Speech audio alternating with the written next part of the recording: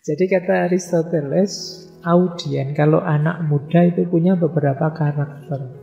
Yang pertama apa? Keinginannya kuat, tapi tidak stabil. Tidak stabil itu sekarang keinginan kuatnya apa? Besok terpengaruh apa? Bisa berubah 180 derajat. Entah karena apa, pokoknya tiba-tiba ganti keinginan begitu saja. Dulu awal masuk kuliah sudah saya ingin lulus tercepat sambil sekalian hafalan Quran. Nanti kalau sambil kuliah ya poso Senin Kemis ngaji macam-macam gitu. Begitu kuliah, wali aneh yang terjadi. Kuliah males, ngaji ratau, dan lain sebagainya sudah. Nah ini khasnya anak muda, molah malih. Nanti lihat film apa, pingin kayak gitu, terus keinginannya ganti. Nanti dipengaruhi temannya siapa, berubah lagi keinginannya. Nah nanti kalau ceramah di depan anak muda, perhatikan ini. Mereka keinginannya kuat tapi tidak stabil. Makanya tiap ngaji selalu saya wanti-wanti, istiqomah ya, karena khawatir saya itu tadi berubah terus minatnya. Yang kedua, ya ini agak negatif, pikirannya kurang panjang, pertimbangannya singkat, tidak mau panjang-panjang mikir, sudah lah Pak, nanti dipikir belakangan kalau ada kasus. Sementara maju saja dulu, nekat saja dulu. Nah ini gaya anak muda. Nah, kalau orang tua bikin acara itu kan dirancang detail, nanti jam pertama ada ini, berarti kita harus menyiapkan ini. Kalau orang tua, kalau anak muda, alah jalan saja lah Pak, nanti kalau ada masalah baru diatasi bersama. Itu bedanya yang muda sama yang tua. Kalau rapat sama yang tua-tua itu lama detail. Kalau rapat saya yang muda-muda, yang lama makannya, ngobrol makan. Sudah ya, sepakat ya, siap, sepakat, jalan. Itu khas. Nah, kemudian anak muda biasanya mudah kehilangan kontrol. Sangat mudah terpengaruh, sangat mudah kehilangan kontrol. Ya ini memang masih muda. Masih emosional, itu sama dengan bawahnya. Jadi emosinya masih mudah terpancing, masih emosional. Ini cirinya anak muda. Kemudian ingin superior, merasa dirinya hebat, merasa aku sudah bisa kok, aku sudah unggul, temanku itu semuanya di bawahku. Apa namanya? Itu gayanya anak muda sudah.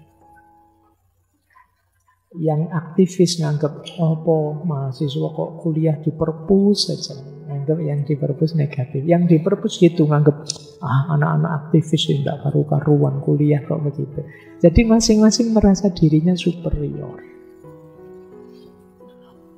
Yang rajin ngaji nganggap anak-anak yang tidak ngaji itu tidak ngerti pentingnya ilmu. Nanti yang tidak mau ngaji, masa muda sekali kok ya tinggal ngaji, ya dinikmati. Untuk seneng-seneng lah, kapan lagi muda. Jadi masing-masing merasa dirinya superior di posisinya sendiri-sendiri. Itu khas anak muda. Terus kata Aristoteles, anak muda itu lebih royal. Kenapa? Kata beliau, karena belum tahu susahnya cari duit. Jadi dengan santainya saja menghabiskan uang, habis ya nelpon bapak lah, nanti kan ada suplai. Itu khas anak muda. Jadi tidak hati-hati membelanjakan uang. Kadang-kadang tidak taktis. Wong kirimannya berapa, yang dibeli apa, nanti akhir bulan aduh kok sudah menipis. Ini khas anak muda sudah. Kemudian tapi istimewanya apa? Penuh harapan. Jadi anak muda itu lebih berani dan positif berpikir dan penuh harapan. Semengenaskan apapun situasinya, lebih berani anak-anak muda. Jadi kalau orang tua karena pikirannya panjang, jadi mau memutuskan apa itu pertimbangannya macam-macam. Kalau anak muda tidak usah. Makanya Kadang-kadang orang itu kalau telat nikah sampai usia sekian banyak, itu biasanya malah lebih lama. Karena tambah banyak pertimbangannya, tambah dewasa. Tapi yang kayak kalian ini masih muda-muda kan, karepe rabi, wae nekat, wae pengen. Tidak apa-apa lah Pak, rezeki dijamin Allah lah Pak. Apa sekarang? Kamu itu khas anak muda sudah. Jadi berani. Ya kayak tadi, ya nanti kalau ada masalah ya dipikir belakangan. Ini khas, ini jadi perhatian ya. Audien anak muda beda dengan audien orang tua. Nah, anak muda juga mudah percaya tapi sekaligus mudah dibohongi. Nah, kalian karena masih mudah terpengaruh, pengalamanmu belum panjang, belum luas, lebih mudah dibohongi. Terus sering berlebihan, agak lebay. Khas anak muda. Allah, urusan biasa-biasa rasanya luar biasa. Itu khas anak muda. Sering merasa heboh sendiri. Nah, itu khas anak muda. Kemudian mencintai teman. Kata Aristoteles, anak muda itu biasanya lebih setia dengan temannya daripada pacarnya. Ya kamu boleh baca bukunya. Maksudnya senang bersahabat. Kadang-kadang diperintah orang tuanya apa, Allah tidak terlalu mendengarkan. Tapi begitu temannya ngajak, tidak berani dia. Harus kalau teman lebih setia kawan. Itu anak muda. Kemudian yang terakhir merasa tahu. Itu khasnya anak muda. Seolah-olah saya sudah ngerti. Kalau cuma gitu bisa lah. Kira-kira bisa sebenarnya. Tapi bisa ya, bisa enggak. Tapi merasa tahu. Nah, nanti setelah ini mungkin kalian merasa, sekarang saya tahu retorikanya Aristoteles, kan sudah langsung merasa begitu. Padahal kalau disuruh ngomong, saya coba kamu cerita. Ya mesti bergak-berguk terusan. Nah itu khas. Biasanya habis apa merasa apa. Dulu pernah di kampus diajar apa, pernah diajar ini, paham lah, tahulah lumayan. Saya coba cerita, itu mesti puyeng lagi sudah. Itu khasnya anak muda, merasa tahu. Berarti apa? Ya kalau kita berretorika, berhadapan dengan audien anak muda, perhatikan karakter ini. Dengan segala kekurangan dan kelebihannya. Kebalikannya apa? Orang tua. Di bukunya Aristoteles tidak nyebut umur sih. Semoga di sini yang muda-muda tidak merasa tua. Atau saya masih muda loh Pak, tapi kok tipenya kayak orang tua di sini ya tidak tahu saya. Itu Aristoteles yang bilang kok. Kata Aristoteles kalau orang tua biasanya peragu dan setengah hati. Yaitu tadi mungkin karena pengalamannya sudah luas, wawasannya sudah lumayan, apa-apa jadi banyak pertimbangan. Mau berangkat ngaji, nanti kalau hujan gimana?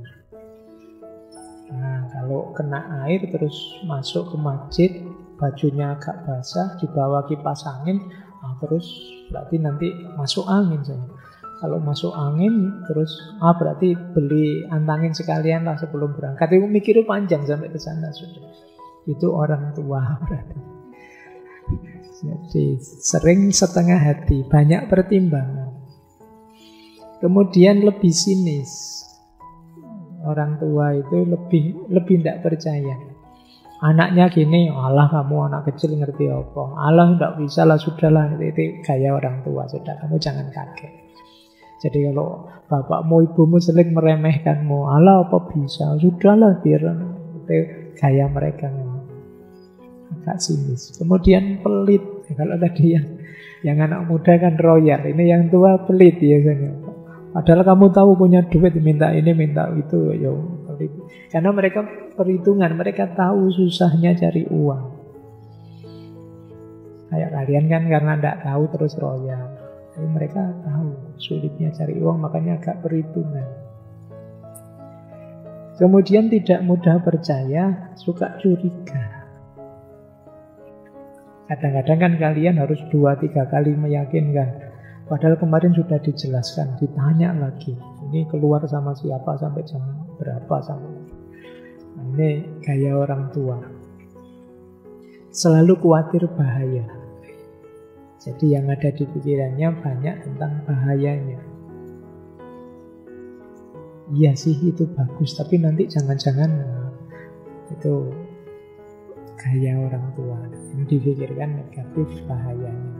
Terus biasanya kenapa sih banyak mikir bahaya? Karena terlalu mencintai diri, kata Aristoteles. Jadi karena sudah dewasa, sadar untuk menikmati hidup, terus akhirnya sangat mencintai dirinya. Lemah harapan. Ini gaya orang tua sudah, karena sudah mulai realistis. Saya seperti ini ya berarti tidak bisa lagi begitu. Beda dengan anak muda tadi, kondisinya apa ya nekat saja, bisa lah Pak, tenang saja. Kalau orang tua biasanya tidak mungkin saya bisa, tidak kuat saya, itu gaya orang tua. Terus membanggakan masa lalu.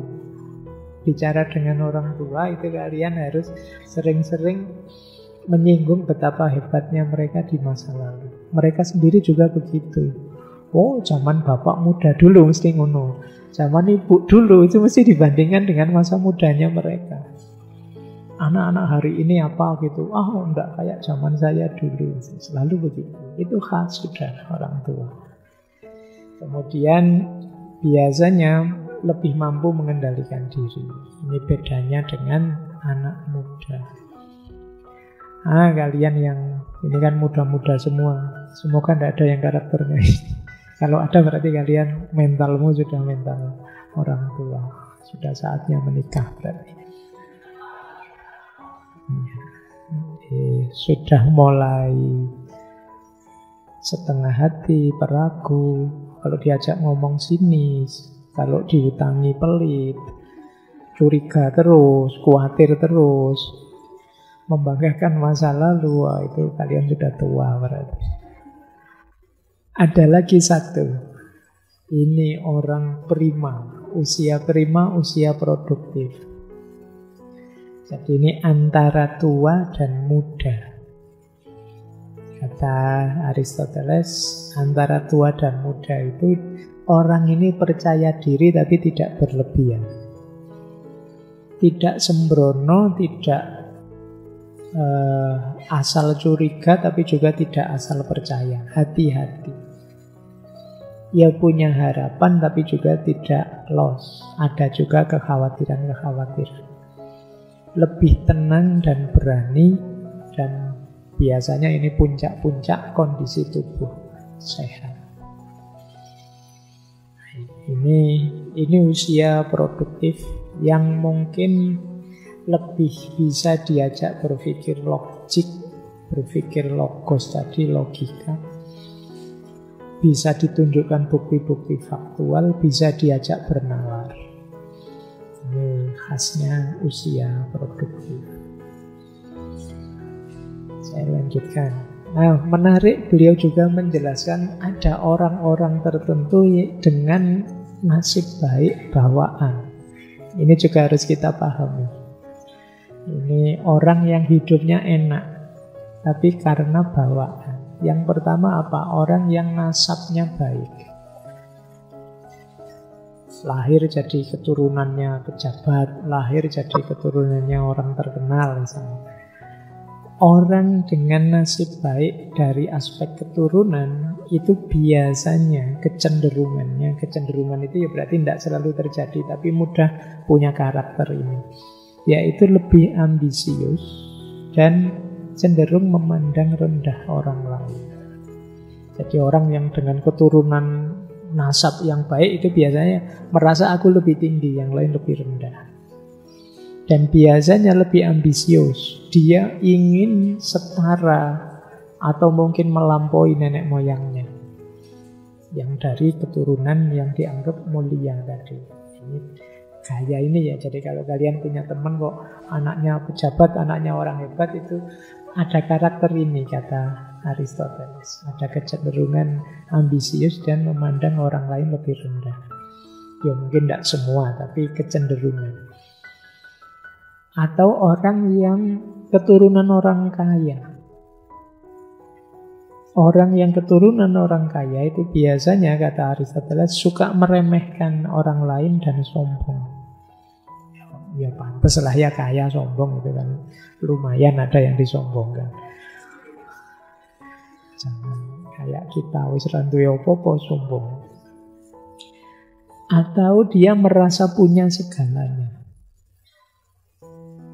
Apa sih yang aku ndak punya? Itu gayanya anak-anak yang kaya keturunan.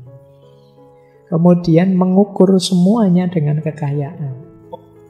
Seolah-olah segalanya bisa dibeli. Alah, tenang saja, saya ada uang, kamu tidak usah sedih.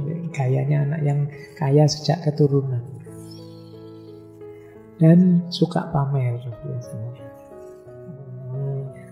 Anaknya orang kaya berarti. Ya kalau orang miskin mau pamer apa? Itu khas kata Aristoteles. Ini maksudnya apa? Untuk diperhatikan kalau kita mempersuasi kelompok-kelompok ini. Yang ketiga, orang yang lahir dari orang tua yang punya kekuasaan. Biasanya kata Aristoteles yang pertama apa? Dia ingin melakukan hal besar. Jadi ingin sekuasa orang tuanya, nenek moyangnya. Kita ini keturunan orang besar, mari melakukan hal besar. Kemudian biasanya secara tidak sengaja dia ingin juga bertanggung jawab. Ingin berkuasa juga, ingin menguasai. Mungkin di kalangan temannya, di kalangan sejawatnya itu dia gayanya sebagai yang ngatur, yang menguasai. Meskipun kalau tidak hati-hati jatuhnya bisa jadi arogan. Nah, kalian yang mungkin nanti berhadapan mempersuasi kelompok-kelompok ini, perhatikan karakter-karakter tadi. Baik, saya lanjutkan. Nah, ini menarik. Kata yang menjelaskan kekayaan tadi. Ada ilustrasi begini dari Aristoteles. Ketika Simonides sedang berdiskusi tentang kebijaksanaan dan kekayaan dengan istri Heron, dan dia bertanya padanya, mana yang lebih baik, menjadi bijak atau menjadi kaya? Dia menjawab, menjadi kaya. Sebab aku melihat banyak orang bijak duduk di depan pintu orang kaya. Ya ini saya sampaikan buat bahan kalian saja ya. Enak mana jadi orang kaya sama orang pinter? Ya mending jadi orang kaya kata Simonides. Kenapa?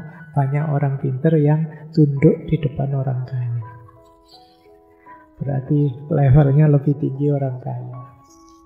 Apa iya begitu? Ya anggap saja ini nasihat buat kalian. Kalau kalian pinter, ya jangan jual ilmumu.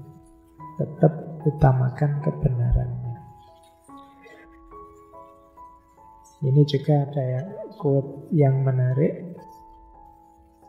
Ada orang-orang, kata Sokrates, yang punya pikiran begini. Tetapi orang-orang kemungkinan besar berpikir bahwa mereka bisa berbuat salah tanpa harus dihukum jika mereka adalah pembicara yang baik, atau orang yang punya pengalaman dalam bidang litigasi, atau jika mereka punya banyak teman, atau jika mereka kaya.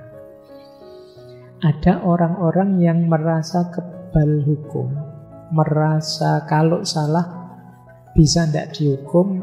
Biasanya orang dengan punya satu dari 4 ciri ini. Yang pertama apa? Orang pinter ngomong. Orang pinter ngomong itu bisa bulet. Harusnya salah bisa jadi benar. Yang pertama, hati-hati dengan orang pinter ngomong. Yang kedua, orang yang punya pengalaman bidang litigasi. Jadi pengalaman di pengadilan, pengalaman tentang hukum, ngerti celah-celahnya, ngerti. Kayak pengacara misalnya, itu kan pengalaman di bidang litigasi. Dia tahu kalau ini tidak bisa dihukum, kalau ini itu. Orang kedua. Orang ketiga, orang yang temannya banyak. Ini juga biasanya merasa aman. Apalagi temannya orang dalam semua. Itu bisa aman.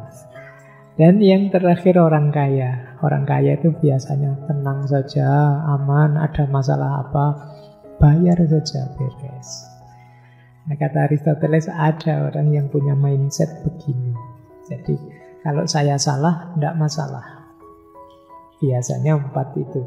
Orang yang banyak omong, orang yang paham celah-celahnya hukum, orang yang punya banyak teman, atau orang kaya. Cuma ini kata Aristoteles, ini anggapannya, kecenderungan wataknya. Jadi mentang-mentang kaya terus kalian cenderung salah, tidak apa-apa. Mentang-mentang ngerti hukum dan celah-celahnya kalian cenderung salah, tidak apa-apa. Mentang-mentang pintar ngomong, salah, tidak apa-apa, nanti bikin alasan saja. Jadi ini beberapa ilustrasi dari bukunya. Detailnya bisa kalian baca. Nah, selanjutnya ada pertanyaan begini dari buku Retorika. Apakah etis kita mengubah pesan agar lebih dapat diterima untuk audiens? Misalnya kita ingin menyampaikan kebenaran.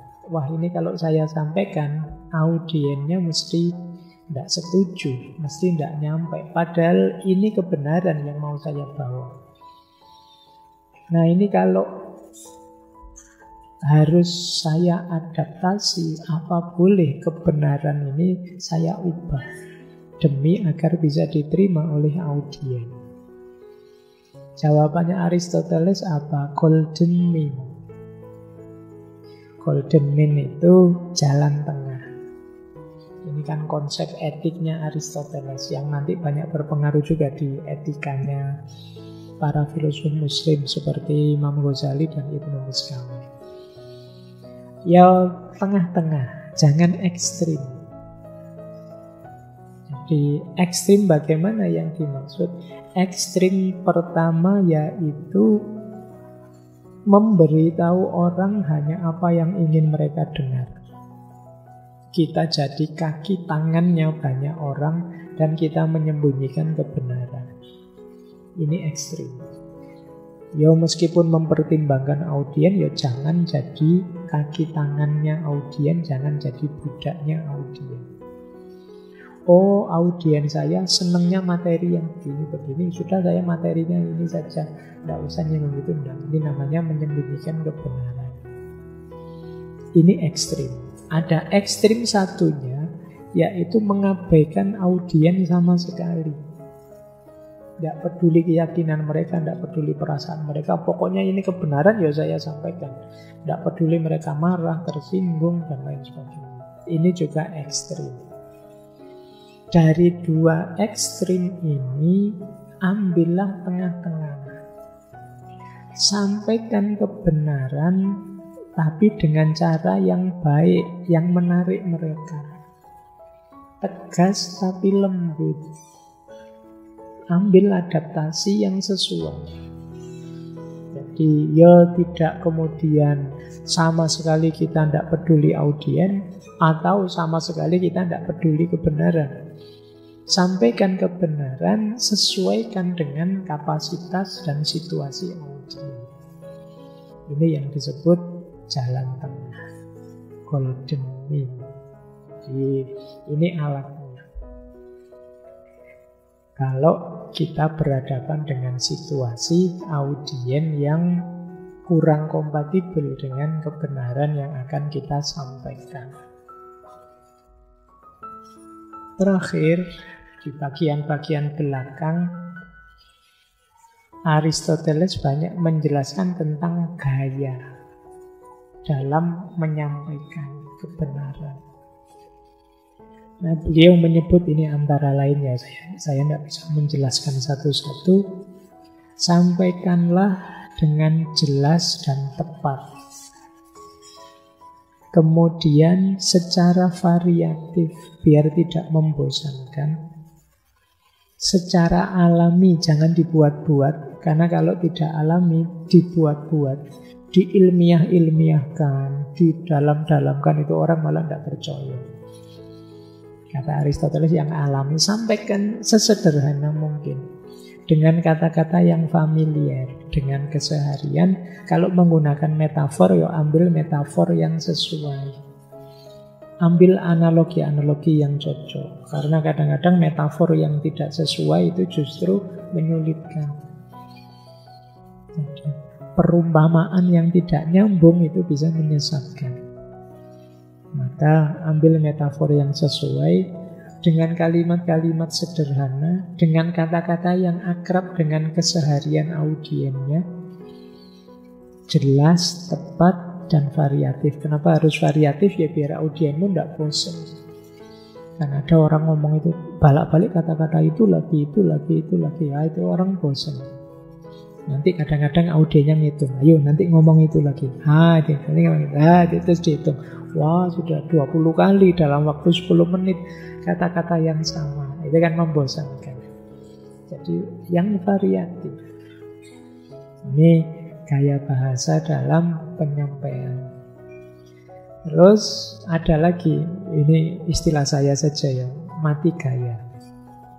Jadi salah gaya sehingga pesan tidak tersampaikan. Yang pertama apa? Kata Aristoteles, kita menyampaikan sesuatu dengan menggunakan kata-kata, istilah beliau ya, kata majemuk tapi yang salah guna, salah tempat. Jadinya tidak kayak orang ngomong, tapi kayak orang baca puisi. Jadi yang dicontoh di buku itu misalnya kalimat surga dengan banyak rupa. Itu kan ya rasanya kayak baca puisi, audiennya tidak paham. Bumi dengan gunung-gunung yang tinggi misalnya. Itu kan kalimatnya terlalu puitis. Nanti kalau terlalu puitis, audienmu salah fokus. Nanti mereka tidak paham, paling ya tinggal ngomong cakep gitu nanti. Dia tidak nangkep pesannya, bolak-balik cakep aja. Jadi ini membuat mati gaya dalam arti lo pesan kebenaranmu nanti jadi tidak tersampaikan. Yo heboh sih, rame sih, tapi tujuannya tidak kena. Yang kedua, terlalu banyak kata-kata asing. Nah, yo kalian harus paham audiennya. Khotbah Jumat di desa yang terpencil, kalian pakai kalimat-kalimat filosofis. Bagaimana kita mengupgrade eksistensi kita sehingga ayo jangan kasihan, pakai kalimat yang familiar dengan mereka. Jadi tidak harus pamer istilah-istilah keren yang bisa jadi tidak tertangkap esensi kebenaran. Gunakan kata-kata yang mudah dipahami. Yang ketiga,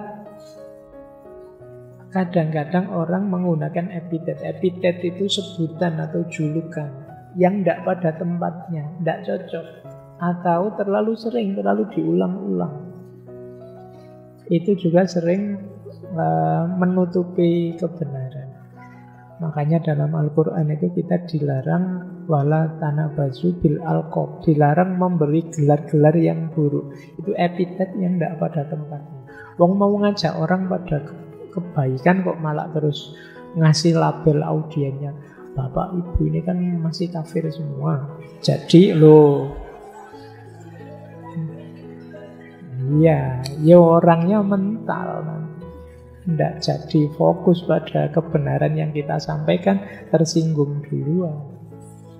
Jadi kalian kan masih mahasiswa, bau kencur, masih kayak gini kan menyakitkan. Atau tidak cocok, tidak sesuai. Jadi ini yang harus hati-hati membuat mati gaya. Atau terlalu sering. Ya sebenarnya cocok sih, ya memang masuk akal disebut begitu. Tapi kalau diulang-ulang terus ya orang jengkel, bosen. Itu lagi. Nah ini juga harus hati-hati. Dan yang terakhir, metafor yang tidak sesuai. Jadi mengambil analogi, mengambil ilustrasi yang tidak cocok. Itu membuat orang salah paham.